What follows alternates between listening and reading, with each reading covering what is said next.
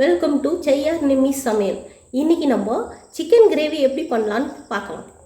அதுக்கு தேவையான பொருட்கள்: 1/2 kg சிக்கன், 3 மீடியம் சைஸ் வெங்காயம், ஒரு 6-7 தக்காளி, அதுக்கப்புறம் மஞ்சள் தூள் 1/2 டேபிள் ஸ்பூன் மஞ்சள் தூள், 2 டேபிள் ஸ்பூன் டேபிள் ஸ்பூனில் டீஸ்பூன் கரம் மசாலா சிக்கன் மசாலா வச்சுருக்கேன்.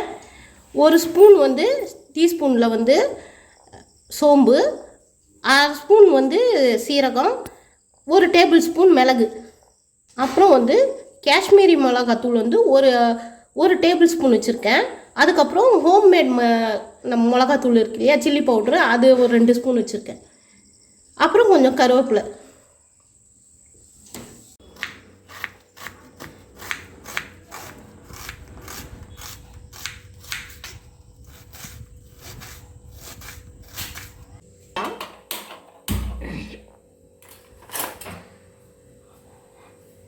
நல்லா ஹீட் ஆயிடுச்சு.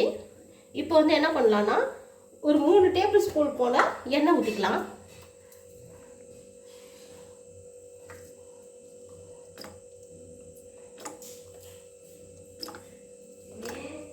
இப்போ வெங்காயம் போட்டுக்கலாம்.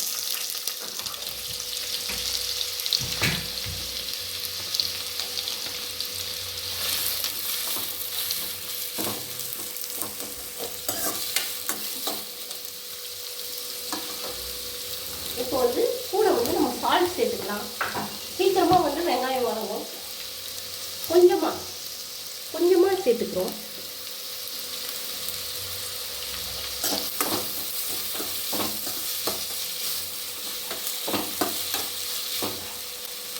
நம்ம எடுத்துட்டோம் இல்லையா மிளகு, எல்லாத்தையும் போட்டுக்கலாம்.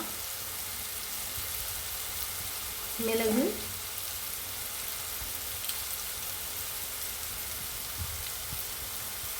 சீரகம், சோம்பு எல்லாத்தையும் போட்டுட்டு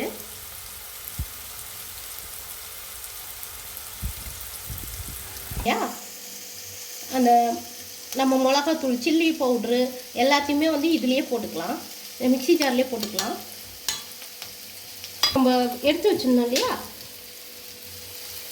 சிக்கன் மசாலா, அதையும் போட்டுக்கலாம். எல்லாத்தையும் போட்டு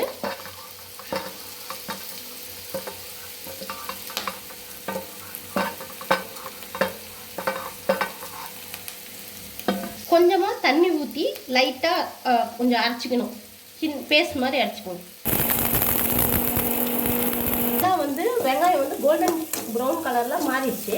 இப்போ நம்ம சிக்கன் க்ளீன் பண்ணி வச்சுருக்கோம், அதை எடுத்து போட்டுக்கலாம்.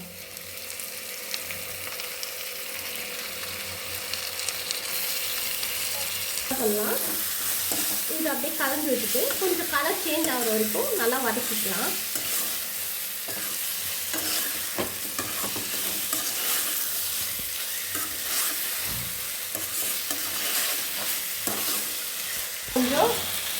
கலர் கொஞ்சம் சேஞ்ச் ஆகிடுச்சு. இப்போ நம்ம எடுத்து வச்சுருந்தோம்னா 1/2 டேபிள் ஸ்பூன் மஞ்சள் தூள் போட்டு கலந்து விட்டுக்கலாம்.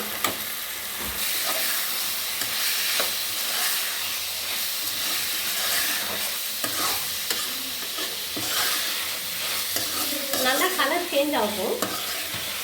சிக்கன் நல்லா கலர் சேஞ்ச் ஆகி நல்லா ஒரு 20% வெந்திருக்கும். அந்த டைமில் இஞ்சி பூண்டு பேஸ்ட் ஆட் பண்ணிக்கலாம். நான் இஞ்சி பூண்டு பேஸ்ட் மறந்துட்டேன். அது ஒரு டேபிள் ஸ்பூன் போல் ஆட் பண்ணிக்கலாம். பேஸ்ட் போட்டுக்கலாம். ஒரு 20, நான் சொன்னேன் இல்லையா, கொஞ்சம் கலர் நல்லா சேஞ்ச் ஆகி சிக்கன் கொஞ்சம் இதுவாக ஆரம்பிக்கும், சின்னதாகும். நம்ம போட்ட நல்லா பீஸ் கலர் சேஞ்ச் ஆகிருக்கும், நல்லாவே தெரியும்.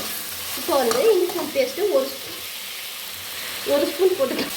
இப்போ 1 ஸ்பூன் இஞ்சி பூண்டு பேஸ்ட் போட்டாச்சு. இப்போ இது நல்லா இஞ்சி பூண்டு பச்சை ஸ்மெல் போகிற வரைக்கும் வதக்கிக்கலாம். நம்ம எல்லாத்தையும் காட்டணும் இல்லையா, அந்த மிளகு, சீரகம், சில்லி பவுட்ரு எல்லாத்தையுமே ஒன்றா அரைச்சோம். இந்த மாதிரி பேஸ்ட் மாதிரி அரைச்சிட்டு இது இப்போ இந்த பச்சை வாசம் போனதும் இதில் ஆட் பண்ணிக்கலாம்.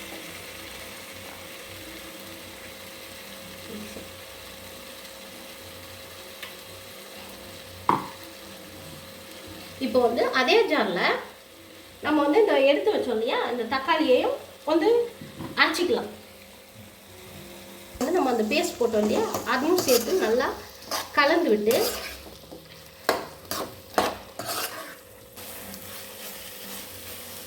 ஒரு 2 நிமிஷம் இருக்கலாம். இப்போ வந்து நல்லா இந்த பாருங்க இந்த எண்ணெய் வந்து பிரிஞ்சு வரும், அந்த மாதிரி வதக்கிக்கலாம்.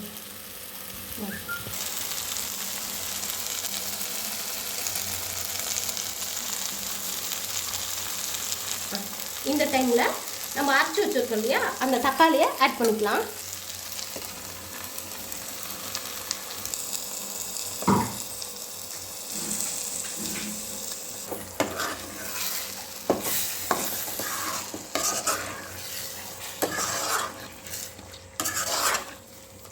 இப்போ வந்து நல்லா அந்த தக்காளியை வந்து கலந்து விட்டு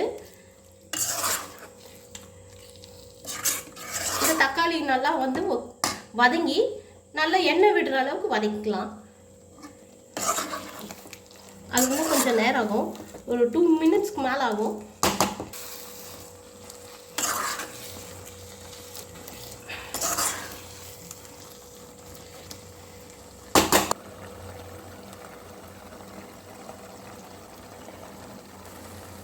அந்த எண்ணெய் பிரிஞ்சு வருது.